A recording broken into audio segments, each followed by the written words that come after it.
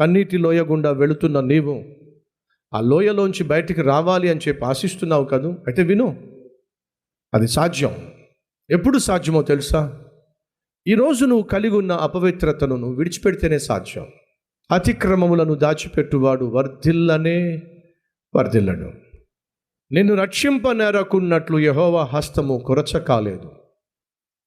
నీ ప్రార్థన విననేరకున్నట్లు ఆయన చెవులు మందము కాలేదు. నీ పాపములు, నీ దోషములు నీకు నీ దేవునికి మధ్య అడ్డుగా వచ్చెను. దయచేసి గమనించండి, మన జీవితంలో మన ప్రార్థనలకు జవాబు రాకపోవడానికి ప్రధాన కారణం ఏమిటంటే ఆయనకు మనకు మధ్య మనం చేసిన తప్పుల వల్ల, పాపముల వల్ల, నేరముల వల్ల ఏర్పరచుకున్న గోడ జవాబులు రాకుండా ఆపేస్తుంది. అది కారణం.